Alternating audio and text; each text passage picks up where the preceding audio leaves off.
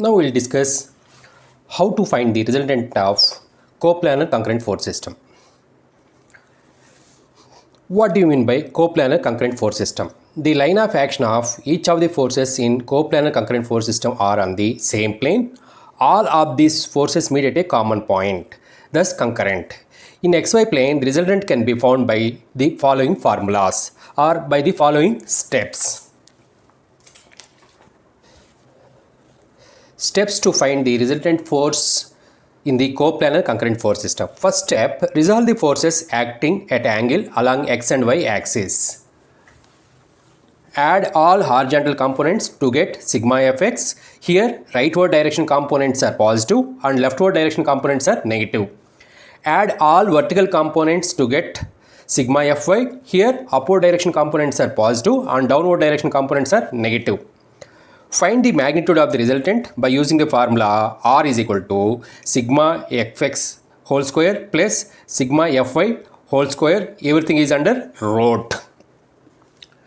Next, how to find the direction of the resultant? That is, direction of the resultant is denoted by theta. Theta is equal to tan inverse of sigma fy by sigma fx, where theta is the angle between resultant and the x-axis. The resultant passes through the point of concurrence of the forces of the system, and its sense can be determined from the components sigma fx and sigma fy. Here forces P, Q, T and S are four forces are meeting at a particular point, say here O, at a particular point O. O is the concurrent point. Now P is making an angle theta 1 with x-axis, Q is making an angle theta 2 with the x-axis. Similarly, T is making an angle theta 3 with the x-axis. S is making an angle theta 4 with the x-axis. So P cos theta 1 is the horizontal component for P force. P sin theta 1 is the vertical component for P force. Similarly, Q cos theta 2 horizontal component, Q sin theta 2 vertical component for the force Q. T cos theta 3 horizontal component, T sin theta 3 vertical component for force T.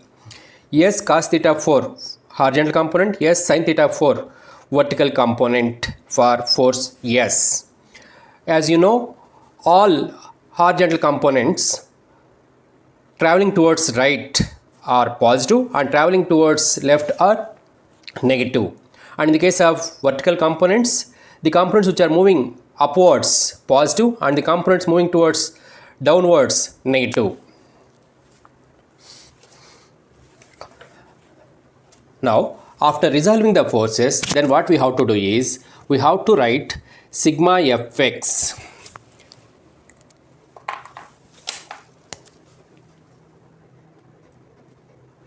Sigma fx means summation of all horizontal forces. Summation of all horizontal forces. Here, we are assuming rightward forces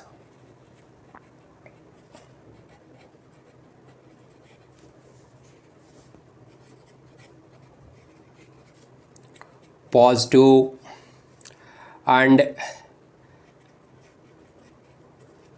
leftward forces negative. If this is the case, then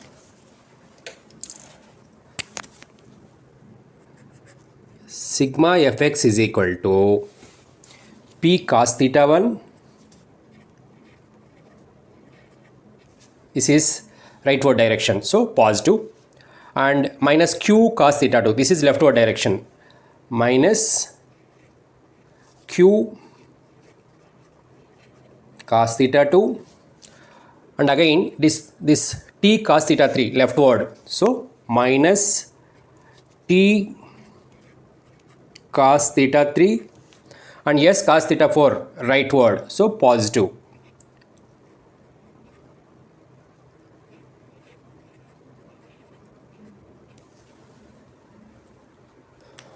Next, sigma fy vertical components.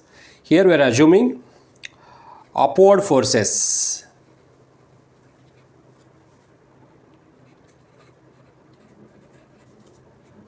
positive and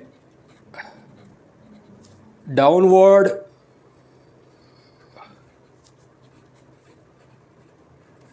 forces negative. If this is the situation, then sigma Fy is equal to upward force P sin theta 1 positive plus Q sin theta 2 positive. Next, T sin theta 3 negative as it is downward. S sin theta 4 negative as it is downwards.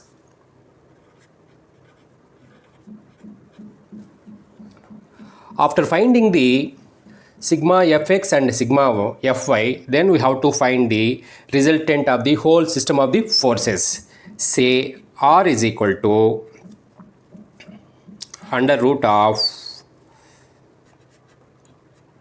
sigma Fx whole square plus sigma Fy whole square. So by using this formula, we can find the resultant for total force system. Say R is equal to sigma Fx whole square plus sigma Fy whole square. Then the direction of the resultant or inclination of the resultant with the x-axis can be find out by using the formula theta is equal to tan inverse of sigma Fy by sigma Fx. Theta is the angle between the resultant and the x-axis. The resultant passes through the point of concurrence of the force of the system, and its sense can be determined from the components sigma Fx and sigma Fy.